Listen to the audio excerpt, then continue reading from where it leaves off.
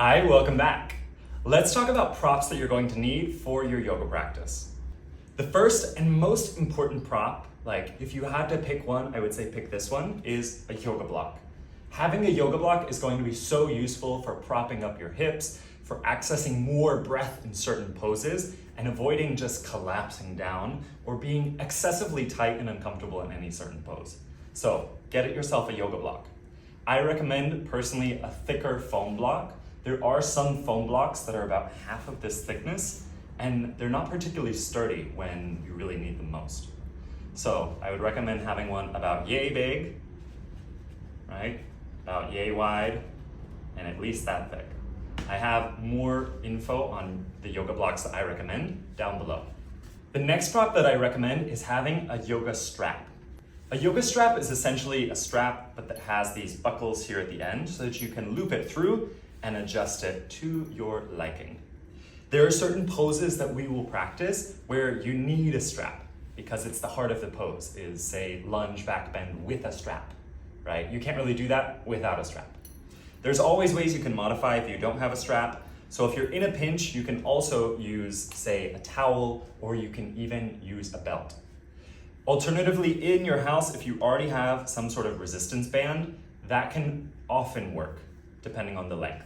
This, for example, is one of the longer ones. If you have those small, sort of thicker ones, those might work for some poses, but if you can get your hands on something a little bit longer, that will help you out for other poses. Next, I recommend having wall space nearby. There's times when we might practice inversions or certain poses that we need the wall, say like chest opener on the wall. It's really hard to do chest opener on the wall if you don't have a wall space.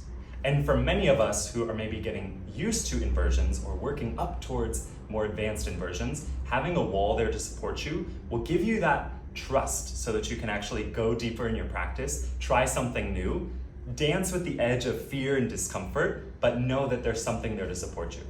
So ideally you can set up your mat either next to a wall like I have here, if you have that clear space where I can also see you, or you can just have a wall space nearby cleared off. You don't want anything hanging up, you don't want to kick TVs or paintings if you were to kick up into an inversion. So make sure you have a little sliver of wall that's totally clear so that you can go up the wall with your legs if you need to. Next is a prop called a Forrest yoga roll. I really like using these thick Mexican blankets to create a roll because they're thick, they're sturdy, and also you can adjust the thickness of it. If you don't have a thicker blanket like this, what you can also use is, say, an old yoga mat, or you can use a thicker towel. You can also sometimes use a pillow and just fold it up.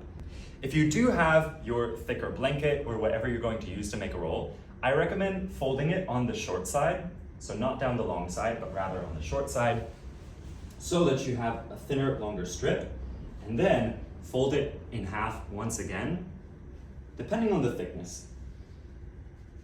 And then you have this longer strip that is thinner, and you can start to roll this up. And as I said, for example, if you were to stop there, your roll is about yay thick. If you were to keep rolling, your roll gets even thicker. And let me tell you, this is such an indispensable prop because when you start doing backbending practice with a roll, there's no going back. When we use the roll in Forrest yoga practice, this roll goes underneath your belly so that it presses right into the belly button and all of your internal organs, but it doesn't press on the rib bones or the bones of the pelvis, so like your hip bones. You want it to be in the soft part of the belly. It's going to help decompress the low back so that when you lift up your chest, you're not just crunching into your lower vertebrae, but rather they have something against which to support themselves and to continue to lift up. Once again, you want to be able to play around with this because you might find that, oh wow, if I do that the whole thickness, it's a little too thick. And some days, you might have eaten something heavy, for example, and you just need a little less stimulation on your belly, and then so you can adjust the roll to the desired thickness. The last prop that you might need at some point is a sock or a towel or something else that you can use to slide on the floor with. Because just as an example, there may be times when we want to practice sliding on the floor. And this really helps develop your core strength, your upper body strength, but you're gonna need something to slide. So ideally, based on the type of flooring that you have, you can figure out something that works for you. Check out the text in this post because I have included some Amazon links. They're not affiliate links, they're just recommendations of props that I have myself bought in the past that I have found very useful. For example, this is the Cintus brand of the combo of block and strap that comes with 2 blocks and 1 strap. So if you have that, you pretty much just need to make sure you have an occasional sock and maybe something to create a roll with. Okay, that's all for now.